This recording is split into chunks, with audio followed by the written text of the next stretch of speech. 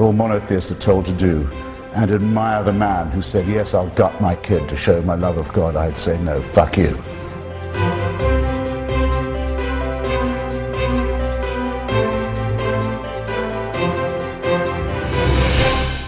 Who can create us sick, as apparently we are, and then order us on pain of eternal torture to be well again.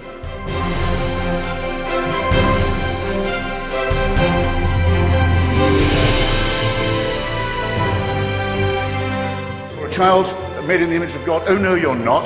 You're a faggot. And you can't join your church and you can't go to heaven. This is disgraceful. It's inhuman.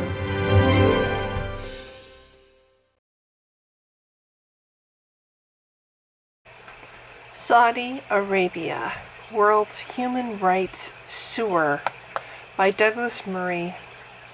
Ali Mohammed al-Nimr, his last name is spelled A-L-N-I-M-R, sentenced to be crucified.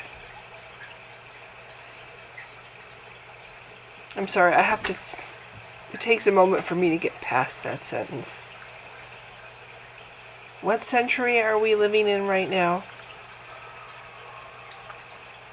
Was accused of participating in banned protests and firearms offenses.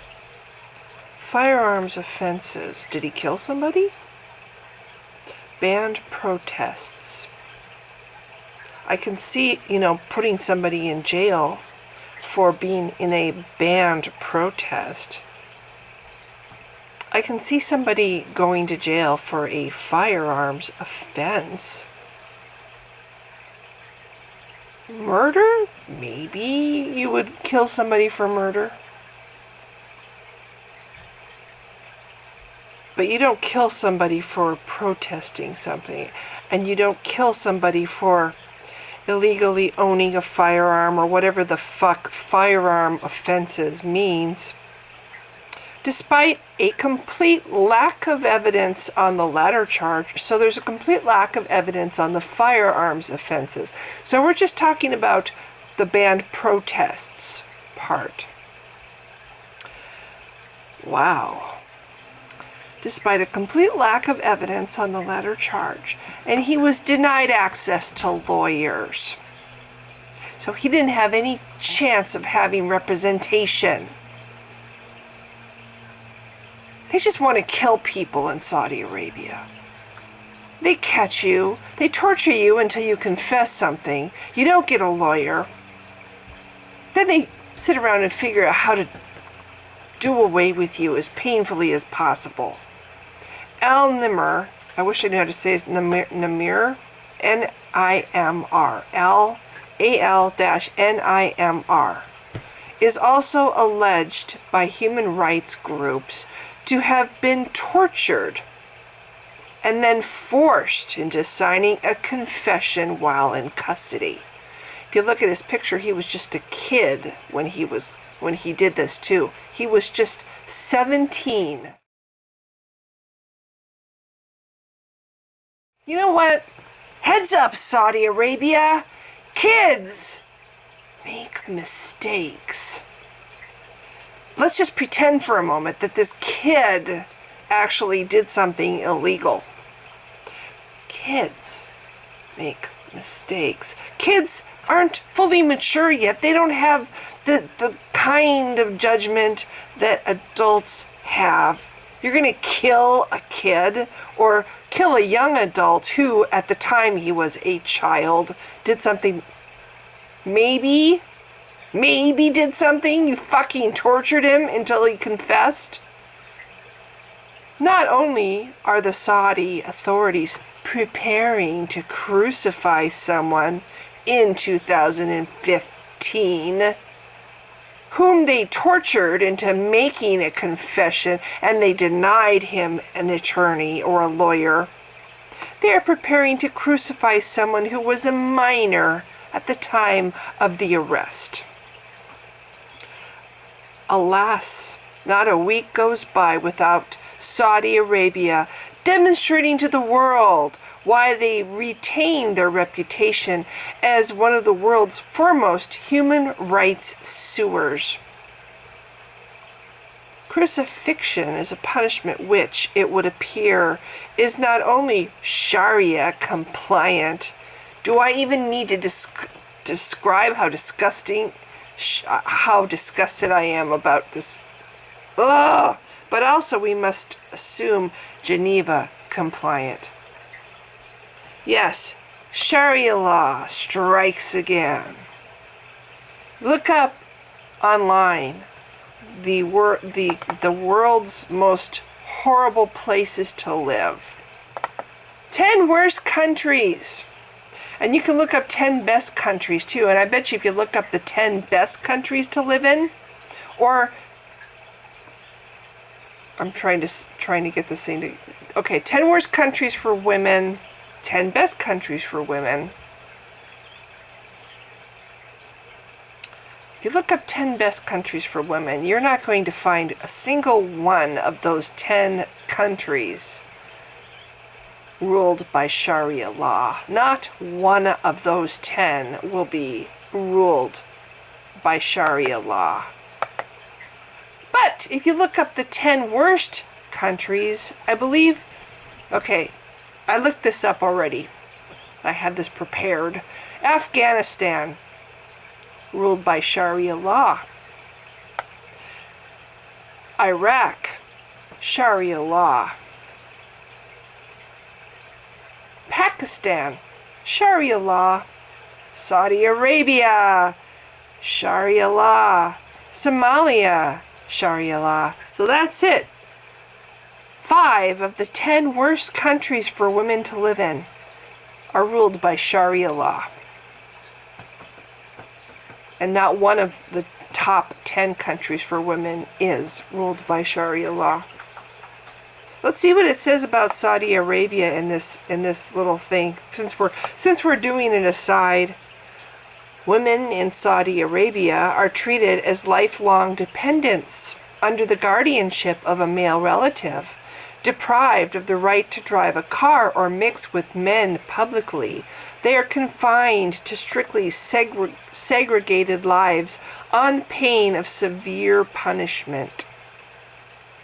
If you're interested in the other 5 countries that apparently aren't under Sharia law: Democratic Republic of Congo, Nepal, Sudan, Guatemala, and Mali.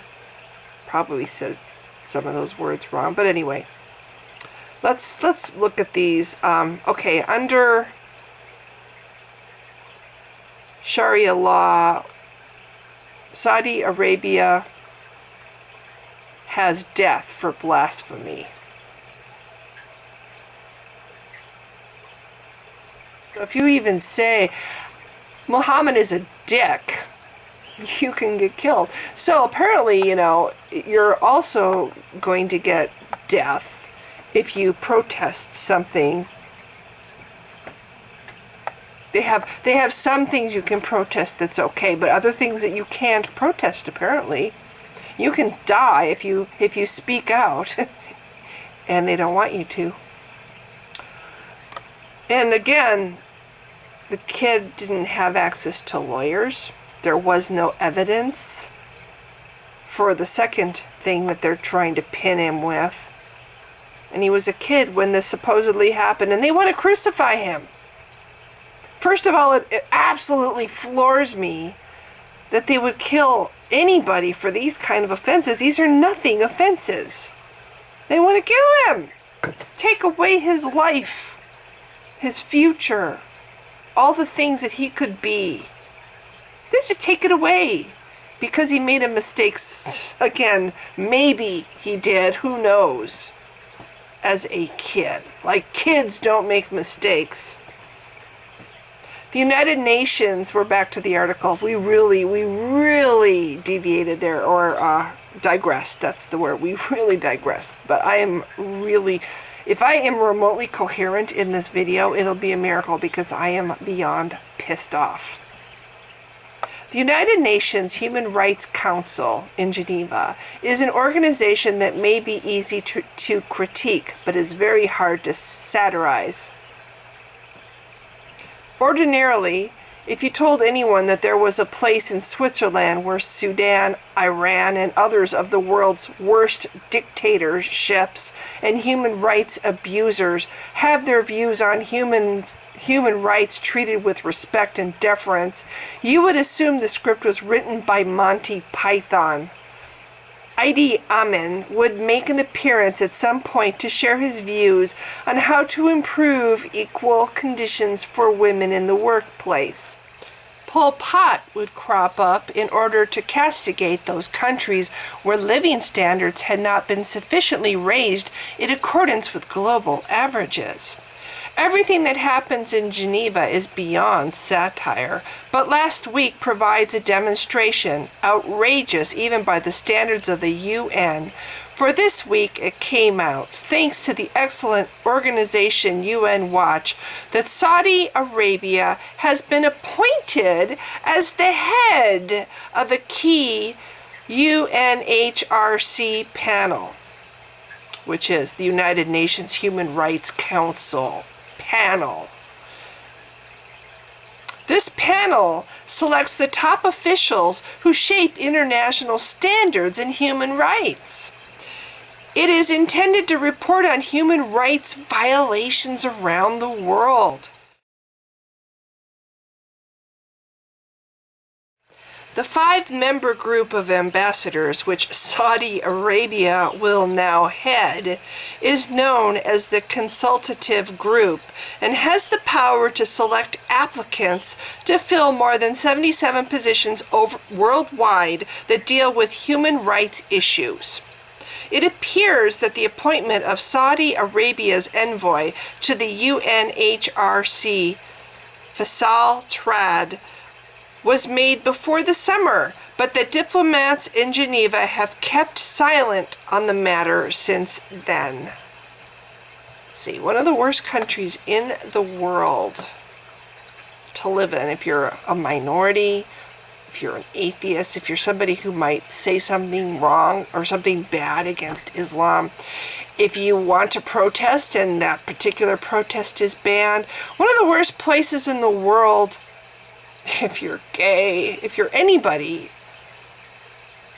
other than a devout Muslim, is in charge. This is just beyond belief. Okay. That this appointment had to leak out months after the event raises the possibility that the UNHRC, contrary to popular perception, actually does have some sense of shame. Otherwise, why not shout from the rooftops that Saudi Arabia has won this prestigious position? Why not distribute a press release? After all, Saudi Arabia, and by extension the UNHRC, have nothing to be ashamed of, do they? Alas, not a week goes by without Saudi Arabia demonstrating to the world why they retained their reputation as one of the world's foremost human rights sewers. Saudi Arabia may have beheaded more people in the last year than ISIS, but only rarely do any of these cases get more than a flicker of international attention. Occasionally, a case breaks above the waves of public opinion. One such case is that of the jailed blogger Raif Badawi. I'll have to spell his last name. His first name is spelled R-A-I-F, last name B-A-D-A-W-I, sentenced last year to 10 years in jail and 1,000 lashes for insulting Islam. Oh my! The plight of Raif Badawi. I want to say his name right. Badawi, who has already been served the first 50 lashes. It's hard to believe we're talking about modern, present time. They're actually taking a whip and lashing somebody in the world, in parts of the world, in this part of the world, and is being held in prison while awaiting the rest because he insulted Islam. Oh. Has garnered international attention and condemnations of Saudi Arabia. The kingdom's response has been strongly to denounce the media campaign around the case. But the glare of international opinion clearly disturbs the Saudi authorities, a fact well worth keeping in mind, and it is not as though they have nothing to hide. This week brings a case that should get at least as much attention as that of Raif Badawi. Ali Mohammed al-Nimr was just 17 when he was arrested by the Saudi authorities in 2012 during a crackdown on anti-government protests. Oh, it was an anti-government protest in the Shia, S-H-I-A province of, I'll spell it, Qatif. He was accused of participating in banned protests and firearm offenses, despite a complete lack of evidence on the latter charge. Denied access to lawyers, al-Nimr, I'm sorry, I know I'm butchering his name, is alleged by human rights groups to have been tortured and then forced into signing a confession while in custody. Campaigners say that it seems he has been targeted by authorities because of his family association with Sheikh and the name N-I-M-R, al-Nimr, the 53-year-old critic of the Saudi regime, who is his uncle. The Sheikh has also been convicted and sentenced to death. Yes, because we can't criticize something. No. Oh, Islam is above criticism. Killing people for protesting something, that's above criticism. Killing a kid who's not even been given the chance to have representation with a lawyer, that's above criticism. After the confession and trial, his nephew was convicted at Saudi's specialized criminal court and sentenced to death for protesting something. The trial itself failed to meet any international standards. Oh, surprise, surprise. al-Nimr, Al-Nimr, sorry, appealed against his sentence. Yeah, you think? You know, because his life, he probably thinks his life really matters. It's like the only one he gets to have.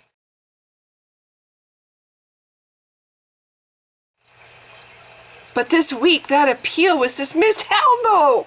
They don't want this kid to ruin their fun. They are looking forward to this. They've got this all planned out, you know? Oh man, we can make this death will take days before this young man finally dies. He's young, he'll endure on that whatever they tack him to. He'll suffer horrendously, and we'll take pictures, and we'll feel so good. Yeah, people will be afraid to ever protest us again. Yes, we'll use him as an example. We'll punish his uncle through this kid.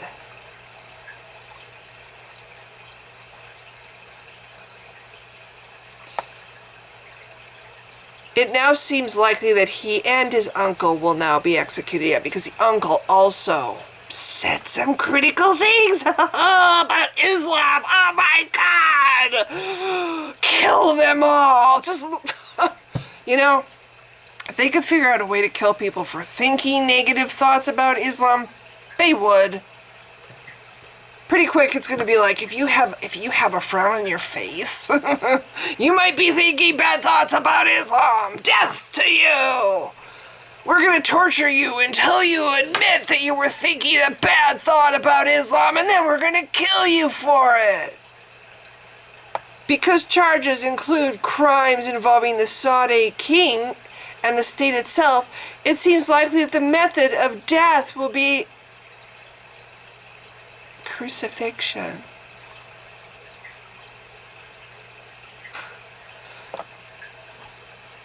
What I want to know is, why is the U.S. still letting Saudi Arabia be an ally? Why have we not broken off every shred of contact with this despicable, disgusting, reprehensible piece of shit country with its fucking Sharia law? This is one of our allies still, really? Why hasn't all, we won't say all countries because all the Sharia ruled countries probably think this is just so wonderful. But why hasn't all the countries, who have a clue, have an idea of the importance of life? Why is this even going to happen? I'm sorry, all the decent people in the world need to fucking rise up and stop this bullshit. This should not be allowed. The fact that beheadings happen in the world, this should not be allowed. Women being stoned to death, this should not be allowed. Yes, it's true. Every country has the right to do whatever they want and whatever, but there should be a point. This is vulgar. And it should not be allowed. Somebody in jail to be lashed 1,000 times. No, this should not be allowed. It's obscene. It's a blight on the face of the earth. It's pestilence. It should not be allowed. We, in our civilized nations, sitting on our thumbs, letting this happen? I'm sorry. Something needs to be done. This young man should not be horrifically killed for doing fucking nothing wrong.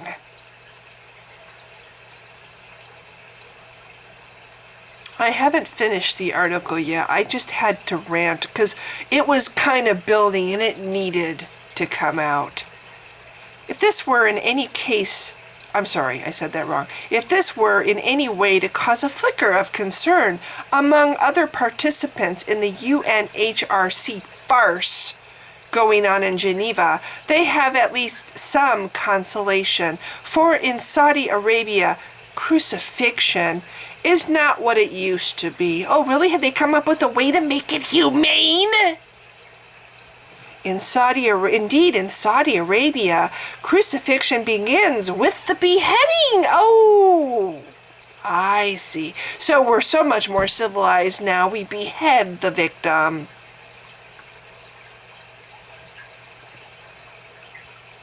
You're going to behead a young man who, as a kid, maybe or maybe not, did something wrong.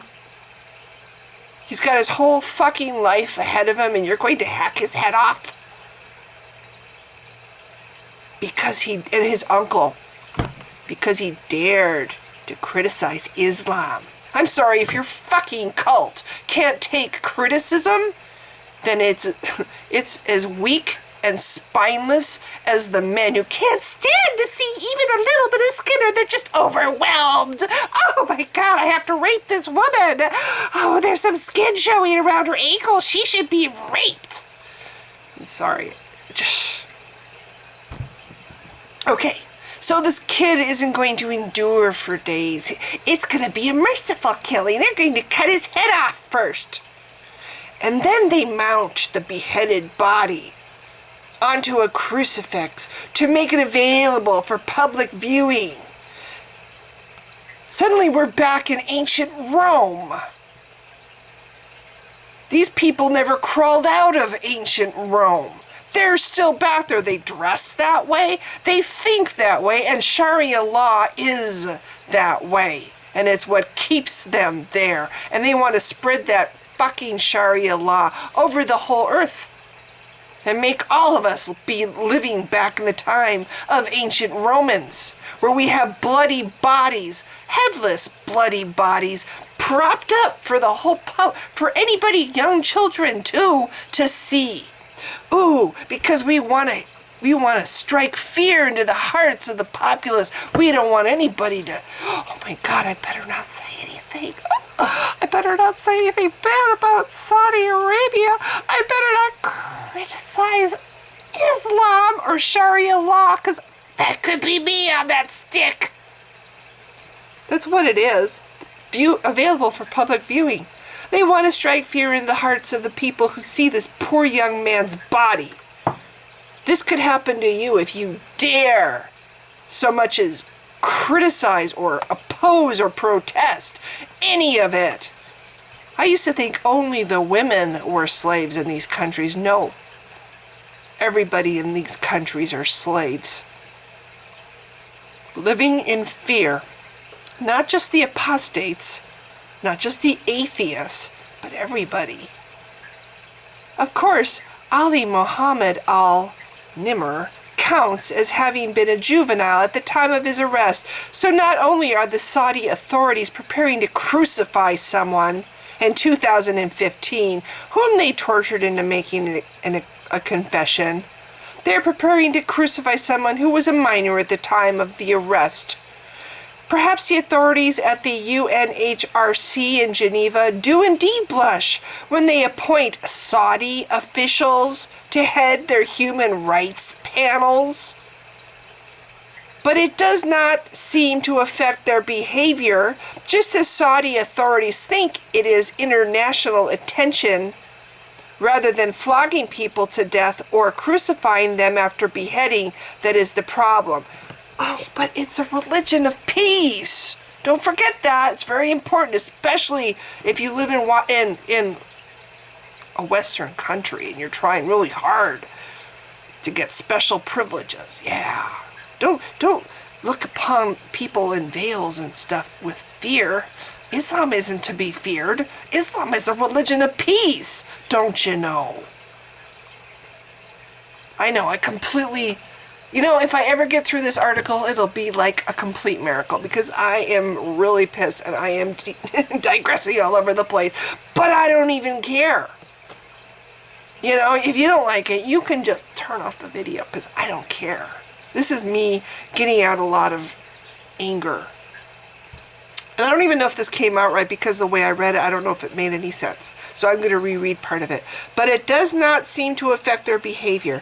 Just as Saudi authorities think it is international attention rather than flogging people to death or crucifying them after beheading that is the problem, so the UNHRC in Geneva seems to think it is public awareness of their grotesque appointments rather than the appointments themselves that are the problem. The international attention paid to the case of Raif Badawi has not yet seen him released, but it seems to have delayed the next round of lashes, which suggests the Saudi authorities have the capacity to feel some shame. This would in turn be a cause for some hope. Yeah, but it's not that they are learning anything here. It's all about what the neighbors think. They're not learning the meaning of the word humane or humanity. Well, that's not the right word. Humane. To be humane. They're not evolving. They're not learning. It's all about, ooh, we need to get this to die down before we whip him again. Because right now everybody's watching us. We have to wait for them to think about other things. And then we'll whip the hell out of him. They haven't learned. They're not going to learn. It's all about, ooh, what the neighbors think that have caused this delay for this poor man sentenced to 1,000 lashes for, insulting Islam. Oh my God. So terrible. What a terrible crime to insult Islam. Oh, but it's a religion of peace, people in the West. Don't be afraid of it. This should in turn be a cause for some hope among everyone who cares about human rights. Because certainly the people heading up the panel for human rights don't give a flying fuck about human rights, but they're heading up the panel.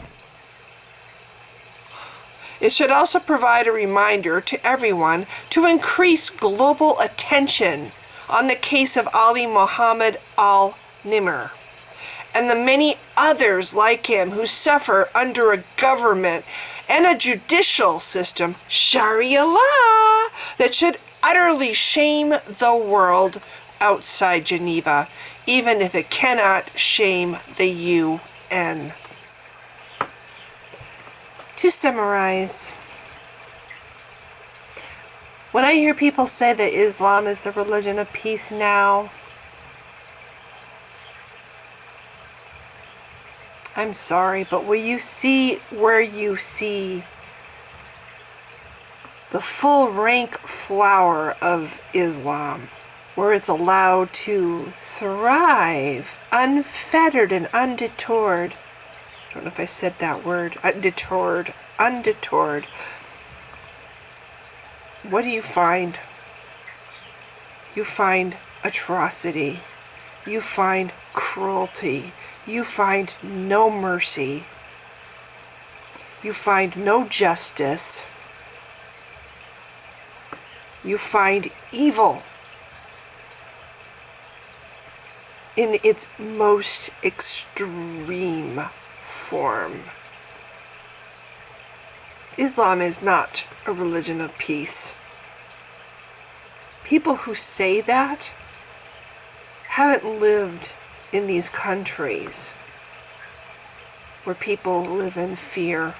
They even open their mouth in protest. They could die. If they live in countries like Saudi Arabia, I always say that funny, Saudi Arabia, it comes out like Saudi Arabia. There's got to be this gap there, otherwise it sounds funny. I hate Islam. I have stayed away from talking a lot about it because it did not personally harm me, but it's coming.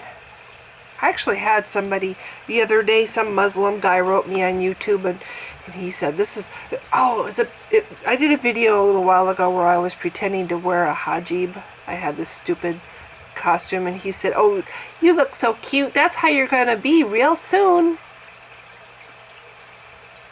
That's not a funny thing. Somebody saying that's not funny. That's what they are aspiring to. And my computer is doing its stupid little pop-up window that I hate. Anyway, that's what they are aspiring to do. They want Sharia law over the entire world. You want to know what the world would look like in the universe according to Islam? Look at countries like Saudi Arabia. That is how the future would look worldwide if they had their way. And there is no peace, and there is no justice, and there is no equality. There's only brutality and deception. Let's torture. Torture is okay in the universe according to Islam. Torture, beheadings, flogging people, 1,000 lashes. And what was the horrific crime that this person did to deserve 1,000 lashes? You know, most people die after 100. Side note, he criticized Islam. I'm sorry, but nothing is above criticism. And if it's a true thing, it should certainly be able to withstand criticism, and in fact should welcome it, because its ability to withstand that criticism would show it's true. Instead, Islam is like so fucking spineless. It's as spineless as the people that follow it. And I'm sorry. I hate to bully the people because these people have been reduced to the level that we find them today. They have been reduced because of generations of this kind of atrocity and fear. Religion of peace. How many people say that because they're afraid to say anything else? I'm not falling for the bullshit. This is a dangerous, evil religion, cult. It needs to be opposed. I did not, because I didn't know enough about it. I know enough about it. I don't need to read the Quran and see all the beautiful little words that that book might have in it. The Bible has some beautiful words too. You know, that's like the sheep's clothing disguising the ravenous wolf. And the wolf is a monster. And I hate to use that analogy. I actually cringe that that's the analogy that my brain came up with, because I love wolves, and wolves are not what the bad, they did not deserve the bad rep that people have given them. Side note, but Islam does. Islam is the monster. The very worst monster you can possibly imagine lurking under your bed or lurking on the outskirts of your borders, trying to weasel its way in. That's Islam. And damn straight it deserves to be feared. And it deserves contempt. And it deserves all the criticism it gets. Just don't do it in Saudi Arabia, or you might just get 1,000 lashes and imprisonment, or they'll just chop off your head and stick your bloody body on a spike as an example to sow more fear among the people who see. I hope this man doesn't die. I think the worst thing is if we just, all the governments of the world is what I mean when I say we, sit by and let something like this is criminal, and it is evil, and it is wrong, and good people need to stop it. There has to be a way. Anyway, if you've been watching, thanks. Bye.